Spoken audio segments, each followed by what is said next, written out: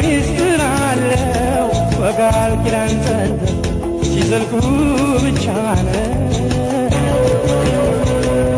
ትርጉም አለው ትዳር ትርጉም አለው በቃል ኪዳን ጸንተው